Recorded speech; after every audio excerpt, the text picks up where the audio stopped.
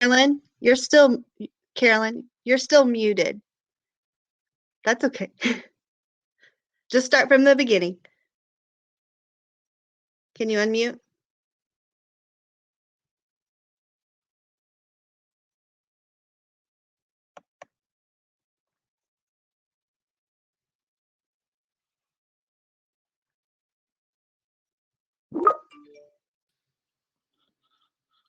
Here we go.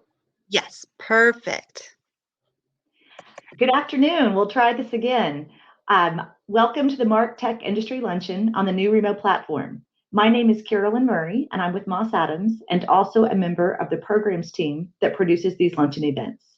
It's my pleasure to be the MC for today's program. If you're experiencing problems using Remo, you may seek assistance by accessing the FAQ folder by clicking on the link in the chat room or try refreshing your browser. We have a major Tech Titans announcement to kick off our luncheon today. Nominations for this year's Tech Titans are now, and new award categories have been added and changes to some of the existing awards have been made. So this is a good time to nominate your company, your customer, or even yourself for one of the awards. You may access the nominations portal to learn more about the qualifications for each award category and submit your nomination on the website at techtitans.org. The awards will be presented at the gala on October 21st, and fingers crossed that we have an in-person gala this year. The awards gala, the Tech Industry Luncheon, and all Tech Titans programs are a vital part of Tech Titans continuing its long-standing commitment to being a champion of the North Texas community. The presenting sponsor of the Tech Industry Luncheon Series in 2021 is the UT Design Program at the University of Texas at Dallas. For a few words about the university, please welcome the Director of Corporate Relations for the Johnson School of Engineering and Computer Science, Don Fischel. Well, good afternoon, everyone. Thank you, Carolyn. And happy Friday. Got a question for you. Do you have more engineering needs than you have engineers? Of course you do. We have 135 capstone teams either starting or completing their capstone projects this semester. And this academic year, we plan to launch over 210 capstone projects compared with 25 a decade ago. These projects provide innovative solutions to their company sponsors, the vast majority of which are North Texas companies just like yours. We have over 6,000 undergraduate students in the Johnson School. This fall's entering freshman class averaged 1,420 on their SATs and included over 100 national merit scholars. These students get to build their engineering solutions in a world-class design studio supported by an all-pro team of faculty, directors, and support staff. These are key reasons why our student capstone teams have won 9 national championships, since 2014. We welcome companies of all sizes, from startups to giants like Raytheon, State Farm, and TI. These corporate sponsors have learned that we can give them a team of up to 6 incredible capstone students for less. That's less than the cost of one intern. 1 or 2 semesters to try out these students for possible entry-level positions in their companies, all while working down a part of their project backlog that they otherwise would not be able to address. We are now signing up sponsors for engineering projects to launch in our summer semester, which begins around the middle of May. And our early bird discount of $2,000 off our project sponsorship fees expires on April 23rd, so don't delay. For more information about Capstone, you can contact me in the chat window. You can visit our website, which is also in the chat window, to learn how our students can accelerate your company's success. Let us be your engineering force multiplier. Back to you, Carolyn. Thank you, Don. I feel like a news anchor here. So information on the UT Design and other important information like Tech Titans membership will be posted in the chat function to the right of the main screen. You're encouraged to stick around after the presentation for our optional networking session, which will conclude at 1:30. Please do stay. I will be here as well, Teresa Mackintosh, and we'd love to speak with you. Your ability to ask questions has been improved with Remo. To the right of the main screen, you should see a box that has both the chat room I mentioned a moment ago and a Q&A function. Please just use the Q&A function for your questions. Do not put them in the chat room. We'll get to as many questions during our fireside chat today as is possible. So now we're delighted to have the Tech Titans 2020 Emerging Company CEO Award winner with us today, Teresa Mackintosh. Teresa joined Trintech in 2016 as the CEO to drive growth, accelerate change, and infuse a winning culture across the organization. With over 25 years of experience working with the accounting, tax, and finance functions of global companies, building high-performance teams, and being a catalyst for organizational and customer-facing innovation, Teresa sets the pace for success everywhere she goes. Under her leadership, Trintech has nearly tripled in revenue through a combination of organic growth and successful acquisitions, with similar expansions of its customer and employee bases. Trintech has been recognized for its inclusive, innovative, and exceptional workplace by repeatedly being named to the DFW Best and Brightest Companies to Work For list and Inc. 5000's list of America's fastest growing private companies. Teresa has also been recognized personally as one of the most powerful business leaders in Dallas-Fort Worth in DCEO's Dallas 500 for the past 4 years, as well as being an EY Entrepreneur of the Year 2018 award winner in the Southwest region. In addition, Vista Equity Partners has recognized her exceptional talent and has honored her with the following awards: Up-and-Comer Portfolio Company, Value Creation Award, and CEO Individual Contributor Award. Prior to Trintech, Teresa was with Wolters Kluwer Tax and Accounting, PwC, and Thomson Reuters. We're going to take the rest of the hour to explore Teresa's career and how her leadership turned Trintech into a global financial software company. Welcome, Teresa. Thanks, Carolyn. It's great to be here. Thank you. And I have to also say I'm very proud to note that Teresa and Trintech are a client of Moss Adams, and we really enjoy working with them. So personal, special thing for me. It goes both ways. Teresa, first question for you. Growing up, you always wanted to be a CEO. Tell us more about the path you took to get where you are today. Yeah, so, growing up, I grew up in mid-Michigan in a very small town. And I don't know that I had my sights specifically on CEO as much as I just really like to be in charge. My father was the county sheriff. And so I was used to seeing people of authority and sort of very comfortable in that role, and just found myself consistently sort of pushed or motivated by being in charge of things. And so that was really one of the drivers as I was growing up that I enjoyed. And then it just continued to go as I, developed my career, and as time went on, found that I enjoyed kind of that big picture and being involved in all areas of the business. And so that really is what motivated me to become the CEO. Great. So you chose a profession that at the time was primarily male dominated. Can you describe some of the challenges that you've had to overcome in your career to achieving your goal of becoming a CEO? Yeah, it's interesting. I always sort of laugh at this question because, frankly, almost all professions are male dominated. So I don't know how I would have chosen one that wasn't, short of a few. It really hasn't been a factor. I always just, again, was looking to contribute to the business. Certainly there are obstacles to overcome in anyone's career, right? There are things that you don't know. There are risks that you have to be comfortable taking. And so I just set about, in a very methodical way, solving for those unknowns. I had a fantastic experience at Thomson Reuters. I was there about 16 years, mostly in the Michigan business.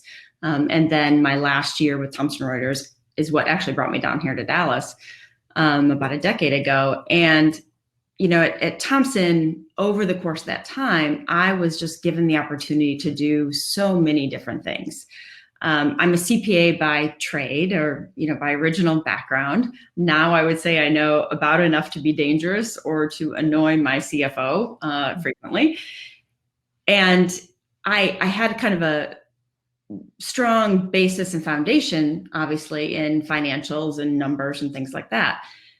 But what actually got me over to software is that I was in the tax practice specifically for Pricewaterhouse.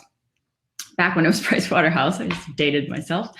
And, it was pretty early on in the Windows stage of software. And so, this was 94, 5, 6. So you're talking very, very early years of Windows software. And there were a lot of frustrations with it. And so as we were doing tax returns and things for our clients, you'd have things like the system crashing and all that. And so very typical to my personality, I very much wanted to fix the problem. And so that's what got me over to a software company. I honestly answered an ad in the newspaper at the time for a company that was then immediately purchased by Thomson Reuters.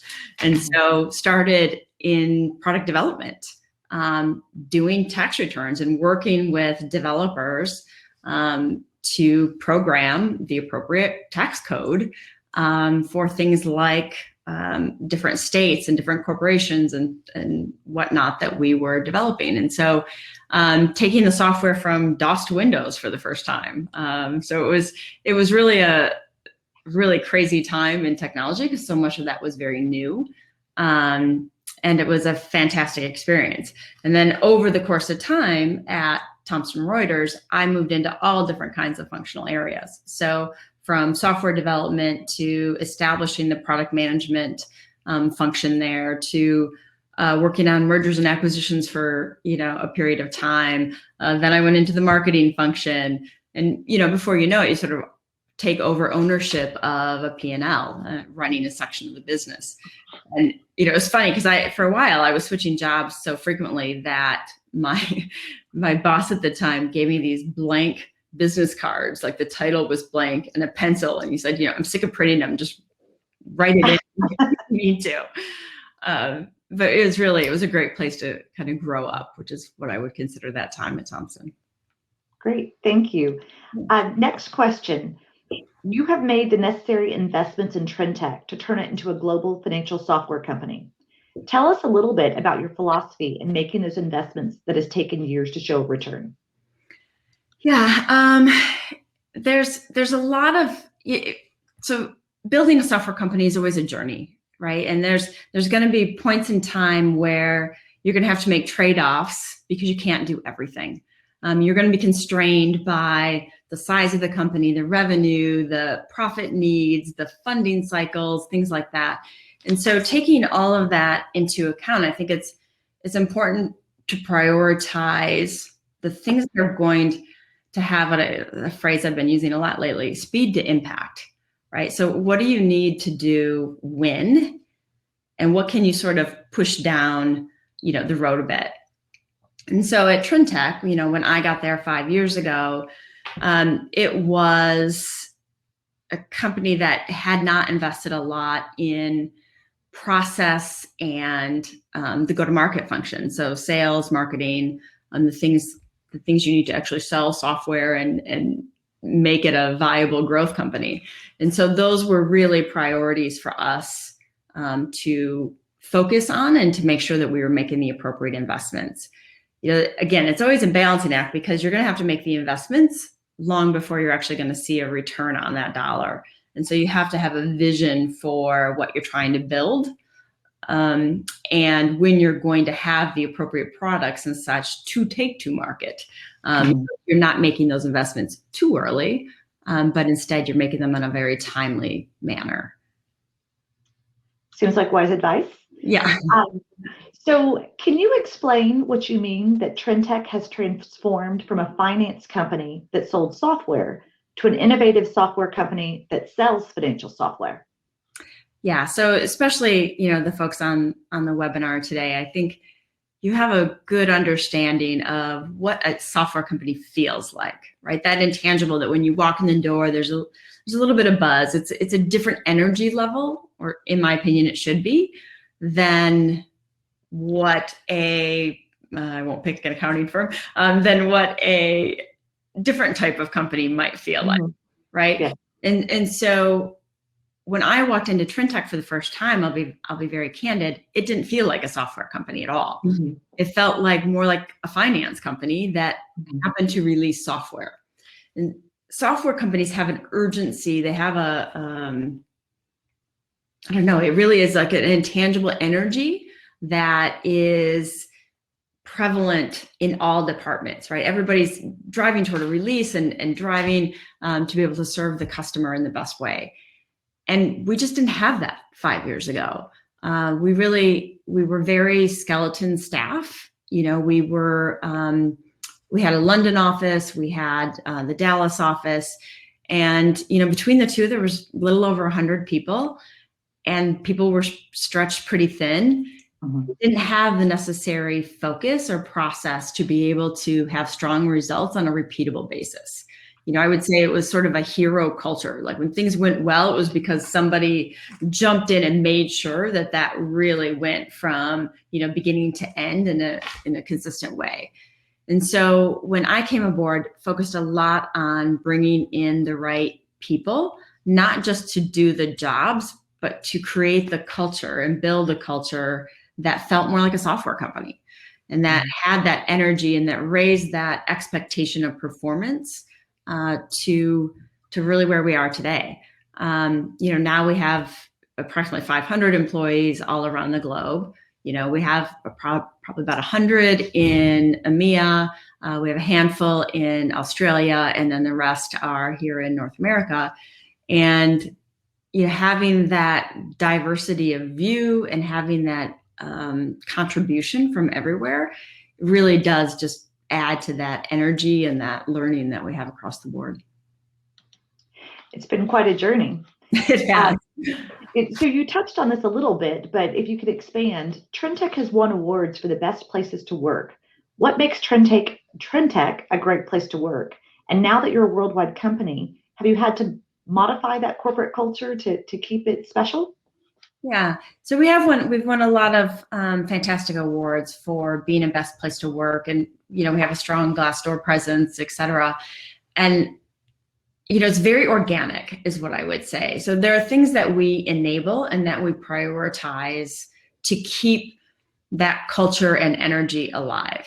So especially in a software company, I think innovation is one of the most important things that we can continue to, I'll say, enable, because it really comes from the employees. We can just sort of make an environment that is consistent with that behavior. So we have things like an annual code games, kind of what most people would think of as like a hackathon back in the day, but always being associated with finance and accounting, I never wanted the word hack associated with my company. I'm a little sensitive to that. So we renamed it Code Games years ago. And it's a 48-hour tournament that we hold with all kinds of ridiculous food and beverages and all of that. But to me, my favorite part about it is that it uses teams from every functional area. So whoever wants to participate can. So if you're in customer service, or you're on the finance team, or you're in HR, all of a sudden you're working with our engineers on something different about our products. It's neat in that, like, you can be in finance in our company and have a really good idea of what our customers experience, right? Because we use our own software. And so that's like a valuable voice for us, which is sort of unique. And so from all different functional areas, we have these people come together and work as teams, and they have to present their outcome. And it's a very big awards ceremony. And the judges are customers that come in and volunteer, and they judge all of the different submissions, we'll call them, and decide what they'd like to see in the product. And then we put it in the product. And Wow. So it's fantastic. And it's food trucks and all kinds of fun like that. But more importantly, I think, is really the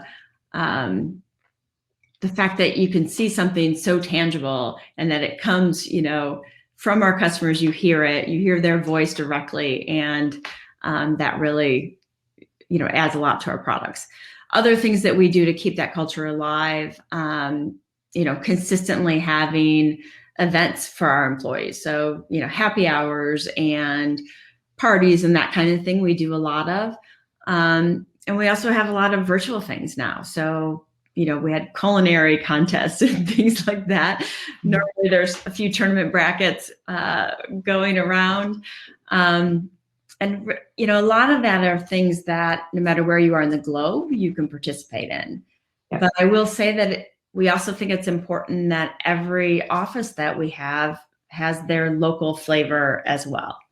You can't have a 100% ubiquitous culture when you cross as many different countries as we do. So we have offices in Sweden, Norway, the UK, Australia that I'd mentioned, and then we have smaller offices in Germany and a few other places as well. So, every place has things that are very important to them on a local basis or traditions that they had started, and so we celebrate those also and try to share them across the company.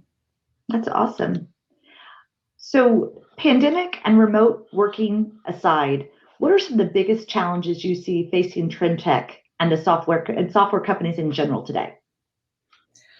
Yeah, it's almost hard to put that aside because it's changed a lot, I think, as to how we go forward and what the face of the office looks like. But I would say one of the biggest challenges facing software companies across the board, and I've already written down my note to be pinging Don after this, is talent, right? It's finding people to fill all the engineering jobs that we have available and that we will have available in order to grow. Software is sort of by definition possibly a very high growth segment or vertical. And so to feed that growth, you need to be able to consistently develop software, release it to market, get it in people's hands, and continue to evolve it. And that takes fresh thinking. It takes fresh skills. It takes updated skills.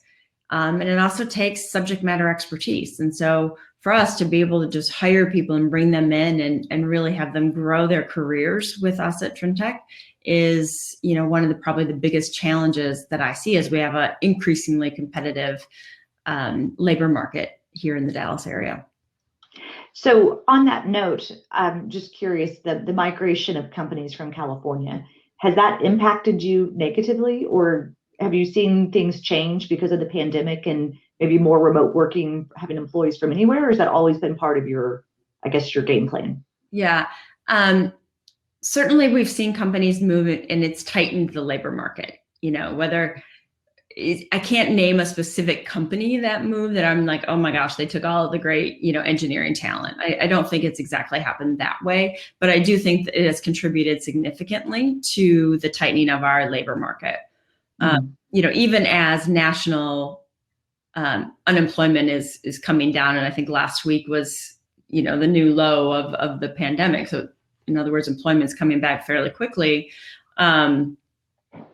It's remained pretty tight. Like there was still a lot of talent moving around even during the pandemic, which is sort of fascinating. When I think about how many people we hired during the pandemic, I have probably 70 new employees that I haven't met in person. Wow. I mean, it's an astounding number considering we're only at about 500 total. So as a percentage, that's a pretty significant percent. I think remote work will continue to play a role as we need to seek talent, frankly, from broader geographic area in order to be able to fill jobs. So I think that will continue to be part of it.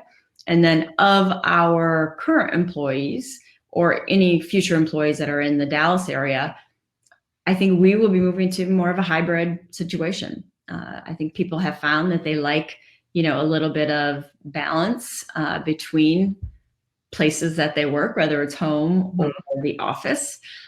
And we will be kind of refining what that looks like over the course of the next few months and bringing people in. And when the pandemic hit, did you find that Trintech, I mean, part of what you do is automate, Mhm. the financial close for companies, right? So were y'all prepared to be fully remote and it was kind of easy for you compared to others, or how did that kind of transition go for you? Yeah, we were very quick to go remote. It was very seamless for us. We had actually started to do business continuance planning prior. Mhm. So we started to do drills on that the week before we all went remote. So I left for spring break because it was my children's spring break. And so I was actually in Mexico, and I was talking to my team and said, hey, we need to start running drills on this. Let's see where we have gaps. We have the written plan already, but let's actually try this and send some people home and see what works.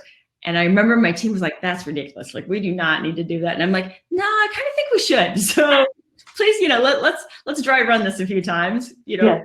go surprise the finance team and send them home kind of thing. Mhm. So they were doing that while I was in spring break. And it was by like maybe Thursday of that week that we were all of a sudden, work from home overnight like that. And so it was actually very seamless for us. We do use our own software. So we had a lot of things that were already very enabled to go virtual.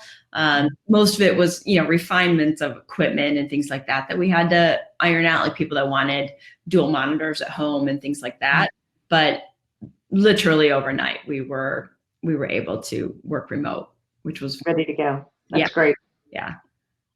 So on kind of a personal note, what would you tell young women starting out in the business world about how they can achieve their goal?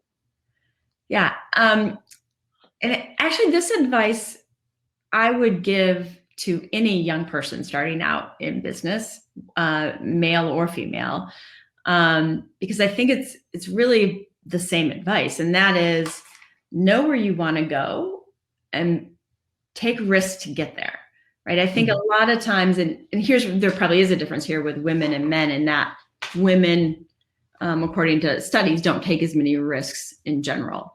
But I think it's important to be able to continue to grow personally. And that can be within your existing role. It can be by new roles. It can be different companies. I mean, as I have shifted throughout my career to various roles, I always try to balance two things, and that is something that I'm comfortable with and something that I'm uncomfortable with, and make sure that I have that balance no matter where I am. And so that can at times be that I was comfortable, that I knew my industry or I knew my customer really well. And so I would be willing to go from mergers and acquisitions to marketing, right? Because I knew my customer, I'd been in the company a long time, and I had enough, frankly, credibility probably built up to be able to make some mistakes and have room for that. But everywhere along my career, I was always balancing that. So when I went from Thomson Reuters to Wolters Kluwer, very similar deliverable to our customer, very similar product. And so even though it was a new company and a new role, I still had that familiarity of knowing the space exceptionally well. And then when I went from Wolters Kluwer to Trintech, I knew how to be a CEO already. So I took that with me and was comfortable in my own shoes there, even though it was going to be I'll call it an adjacent space to where I was. So new in a lot of ways. PE was completely new. And, that was a big stretch. It was a different kind of company. But I always had that one thing. And so as I talked to like my children's friends about their career goals, which is a common thing on my, breakfast table on Saturdays and Sundays, and just spent the night. It's always urging them to kind of take that risk too, because I think people believe that if they fail, it's going to, end their career or reflect poorly on them. I would say just the opposite. You need the failure sometime to learn. And you should always be confident that you're fundamentally a smart person and you're going to figure it out. And it's okay to make mistakes. Everybody does. And so go into it with that mindset of, okay, I'm going to go learn in this role and really consider it from that perspective. And I think that would be my advice, frankly, male or female. Great advice. Next question. Trintech has received many accolades, including being on Inc. 5000's list of fastest growing companies, Vista Equity's up-and-comer portfolio company, Tech Titan's fast tech company, and you have personally received many awards, including CEO 40 Under 40, top 100 most influential people or women in accounting, as well as Vista Equity's CEO Individual Contributor Award. Which of these has meant the most to you, or maybe was the most personally fulfilling? I should say the Tech Titan Awards, right? It's okay. It's okay. So I would say my favorite awards are actually the ones that recognize the company, because it's the team. It's the team that does everything. All of our success is a result of a lot of people, that work with me on a daily basis. I would say my greatest achievement in all of that is finding them and making them a team. But that's really where I see my kind of strength. So the awards that represent who we are as a company and what we've accomplished are my favorite ones. On a personal basis, because I'm a hugely competitive person, I would say my favorite individual award might be the ones from Vista, because their delivery, you're literally in a room when they announce this with 50 other portfolio company CEOs, and let's face it, 95% of them are men, and they tend to have no trouble talking, and their self-esteem is quite healthy. And so whenever I can win something out from one of them, that's kind of a special sort of fun.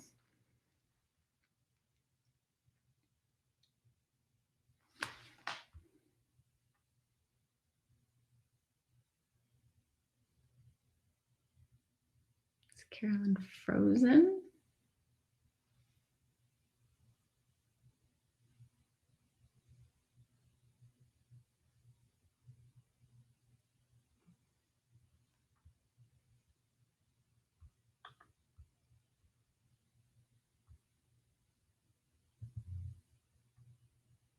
Did we lose Carolyn?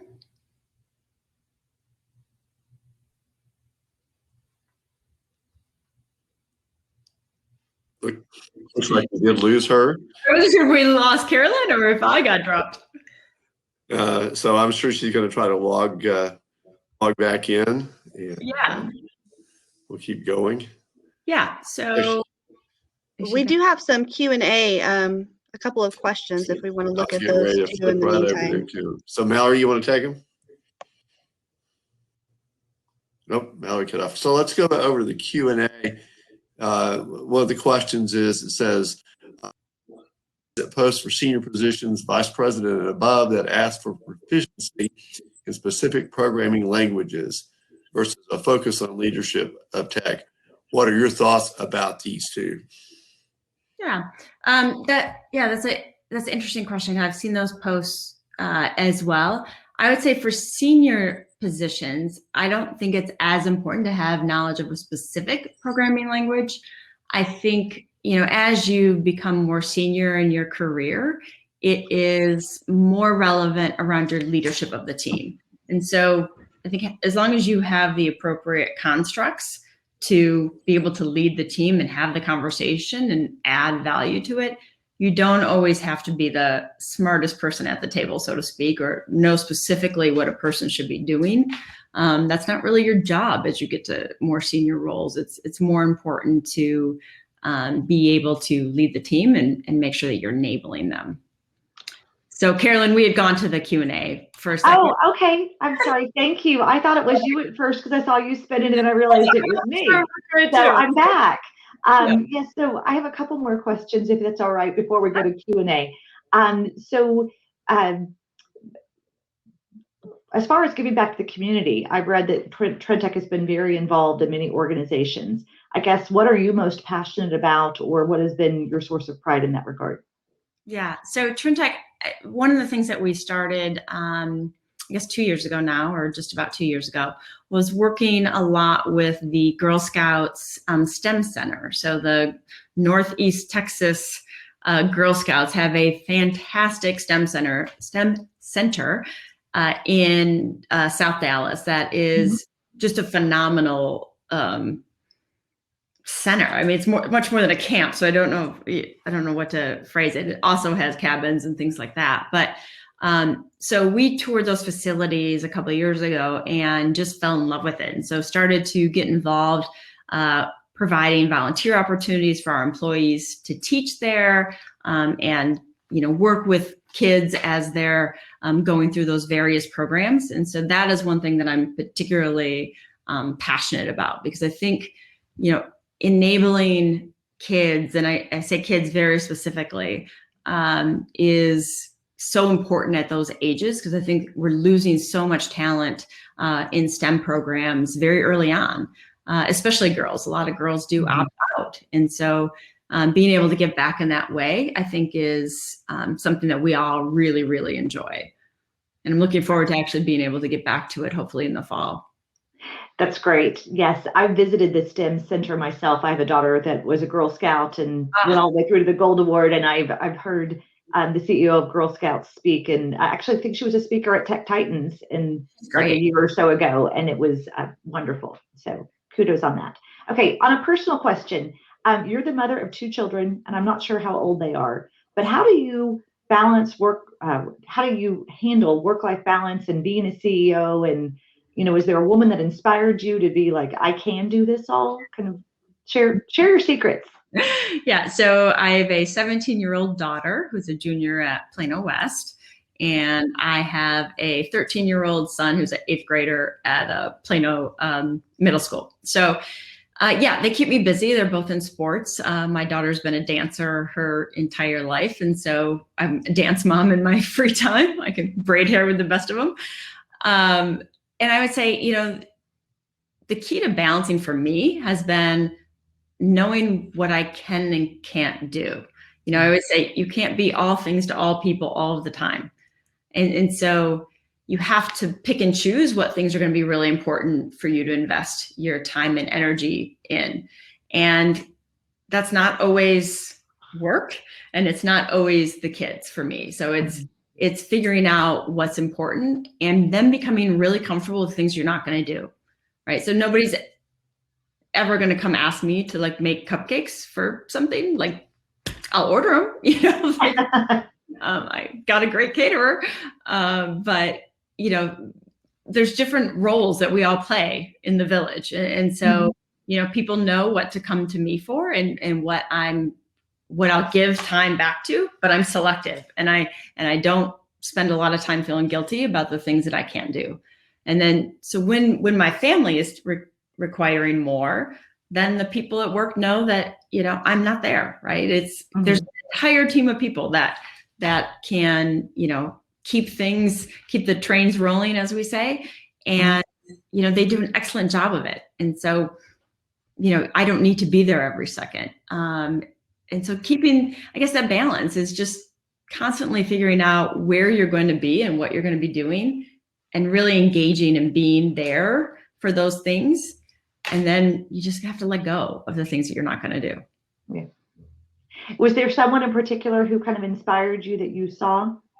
It sort of just was. My mom was always a working mom too. And so it never occurred to me that I wouldn't balance those things.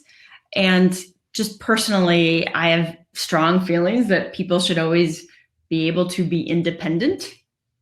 I think it makes for just a healthier person. And so that was just always important to me. So it never occurred to me that I wouldn't work. And so it was always, okay, how am I going to do this? Not, am I going to do this? Sure. Great.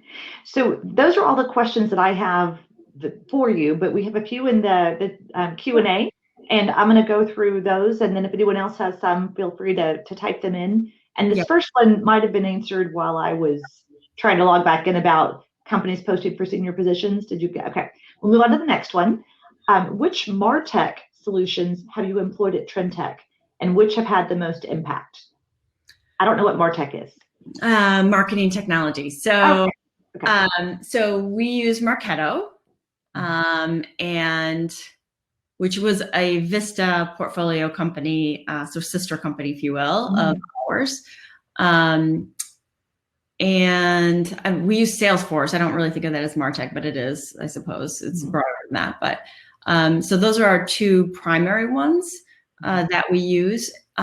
Certainly, Marketo has been incredible for us. There's a little bit of a exhaustion, I think, with people in email, and so you have to be thoughtful about how to do that. We are now moving with some activity-based or account-based marketing, I should say. Account-based marketing is what we're moving into now. I'm actually not sure what that technology solution is that we're using for that. So that's a good question to follow up on that. And this is a good question. What do you see as your next journey? Oh, yeah, people ask me that. This is, I really like the size of Trintech and the journey that we were on. I probably have one more of those in me, maybe. I would love this stage of company. So my sort of metaphor for Trintech or entering and being an operator at this stage company is it's like adopting a middle school age kid, right? Like my job is to get them, through high school. And so they've got all kinds of good habits and bad habits. And my job is to sort of refine that, teach them some other things, and then hand it to the next person, right? So as we get bigger and change, whether we become a public company one day or acquired or whatever, all of those things, I think of that as my job is done at that point, sort of. So I would do another job like Trintech, or I could see myself also going to be an operating partner for a PE firm and doing it for multiple companies at once. So starting to do some board work already as I can fit it in.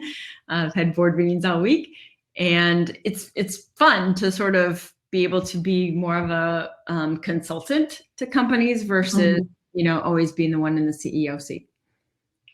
Sounds great. I think those are all the questions we have at this moment. Are there any others that someone wants to pop up? And if not, I'll move us into the networking portion of the meeting.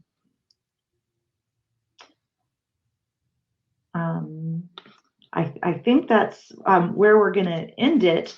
And Teresa, I just want to say thank you so much for being here. We really appreciate you taking the time. Definitely inspiring story. Like I said, I know Trintech intimately, and I'm so pleased to have you represented here and be with Tech Titans. And then I'm just going to move on to a couple little closing details, kind of housekeeping matters. I want to call your attention to the Tech Industry Luncheon on April 16th that will focus on DevOps with a panel discussion headlined by Kevin Odell of State Farm. And you can find information about this and register on the website, techtitans.org. And remember, please, to nominate someone for one of the prestigious Tech Titans awards. As we mentioned, the portal's open, and it's time to be thinking about this coming gala in October. And now, welcome to our general networking session. In just a moment, we'll move away from the presentation format to the networking format. You can find out who's in attendance by looking at the names of the chat room or by clicking on anyone's circular avatar in the ballroom. To change tables, double-click on the center of the table you wish to move to. You'll also see a set of elevator buttons on the left-hand side of the screen. You can click on the floor you wish to go to, and the program will take you to there.